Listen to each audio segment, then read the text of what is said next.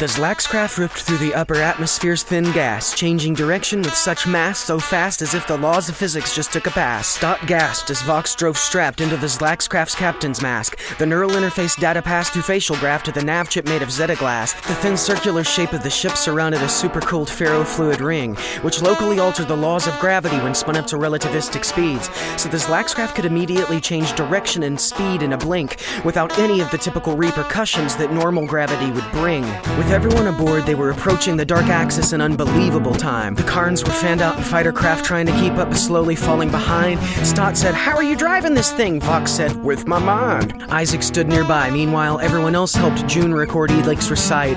The dark axis growing on the screens was a truly awe-inspiring view. Shaped like a medieval mace with 4 axe blades and a centrifuge that housed 6,000 crew. It was less like what you'd think of as a ship and more like a city that moved. One of the Karns announced emotionally over the comms, "Finest ship that ever flew." Isaac stared in shock and asked, "What's with the 4 giant blades?" The Karn response, "They come in handy if any other ship gets in the way." Isaac said, "In the way? Isn't the main point avoiding collisions in space?" "The dark axes are super reinforced to a max suspension lock collision frame." Isaac finally got it, saying, "Oh, the dark axes.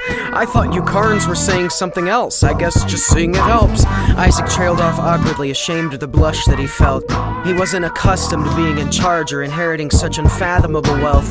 Vox asked from behind his mask, "Do those blades really work?" The Karns exploded over the comms in filthy pirate curses and cuss words.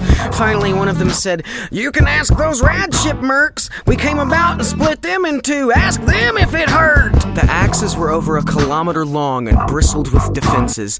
Turrets, cannons, and missiles also jutted out from the ship's central partitions. "The axes are coated with diamond mist and a graphene suspension. Punch through anything man-made once the twinkly stuff condenses." "Wow," is all Isaac could manage as he took in the ship's full size. Vox said, "I've never seen ramming blades that big in all my life." "Custom made with stolen salvage mechs," a Karn chimed in with pride. "We are clear to land in Bay 10. Slow down and follow us, all right?" As the ship slowed down to maneuver into the bay, a crowd of curious pirates had already gathered up there to wait. Many of them appeared drunk, judging by how they staggered and swayed. And as the Zlaxcraft hatch opened up, the Karns pushed through the crowd to say, "Arr, you mangy dogs! Make way! Make way! For the fiercest, most merciless savage you're ever privileged to acquaint! For the dark axes as a new captain by right of conquest made, and this most terrible, bloodiest, cursed marauder goes by the name..." The Karn turned to Isaac with expectation showing plain on his face. Stepping out of the Zlaxcraft, Isaac couldn't help but hesitate. And whispering, he said, "Why are you saying all those things?" The Karns waited, so Isaac quietly said, "Isaac Braden is my name." The Karns turned to immediately exclaim, "Captain Isaac Gutbraids! The filthiest, slimiest thief to ever slaughter his way up the ranks!" The crowd of pirates was growing rapidly into a happy craze. "He's filled more graves than an airborne plague in his murderous rage!" As the crowd screamed and grew so wild they began to wrestle and leap, Isaac stepped forward and raised his hands as if to speak. He said, No, that's all wrong. I'm not some violent, angry creep." The pirates quieted down so silent you could hear their shuffling feet. The Karns stepped forward quickly and ushered Isaac to the side. Then they announced, "The Cap's not quite all there. Sometimes his mind's not right. But when he works up a fraud, he's pure hell in a fight. Whatever sissy stuff he says, inside a ruthless mad dog hides." These outrageous claims seemed to help work the pirates back up a bit. Everyone else emerged with Vox and June ushering Elix out of the ship. The Karns surrounded everyone and started escorting them towards the bridge. They could still hear the pirates chanting, fading away as they went. The dark axis was as incredible within as it was from outside. Pirates' homes were scattered between businesses as in any city that thrives. Walking along the corridors of the ship in fact felt very city-like. Pirates' families playing children's games stopped to watch as they walked by. One of the Karns turned shyly to Isaac and said, "Sir, with all due respect, was that really the most terrible name that your parents could get?" "Terrible?" sputtered Isaac in the pure confusion that he expressed. "Is that another pirate tradition? The worst name you can invent?" The Karns exploded in what seemed to be affirmative tones. As they explained, "The best pirates always have the worst names ever known." "Oh," Isaac said meekly. You're all great pirates as you've shown, so what are your names? Just help me catch the flow of how pirate names go. Our mother, Utter Karn, was an awful disgusting wench. She mothered children with a dozen different filthy men.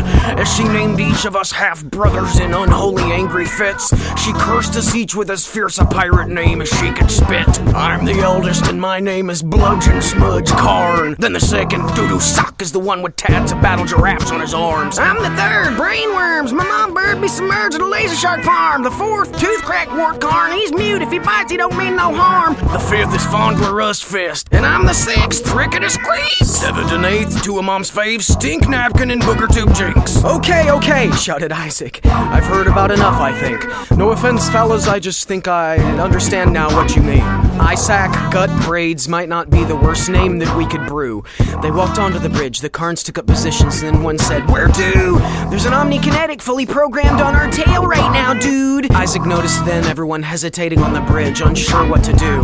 Hey, Karns, meet Fox, Dot, Grady, Briston, Vance, and June. The Karns eyed them all fiercely and said, We'll arrange them some rooms. Then Isaac thought and asked, I have one more pirate question for you. If the Dark Axes encountered a hive swarm, what would the pirates do? Across the shiny bridge, 12 pirate mouths grinned maniacally wide, and only a fool could mistake those hungry looks in their eyes. EMP those plastic and metal bastards straight out of the sky, then salvage the scrap to sell and help the pirate black market thrive. Oh, perfect. Well, in that case, I have a course for you to set. Head to planet Relian. It still has some secrets we haven't spilled yet.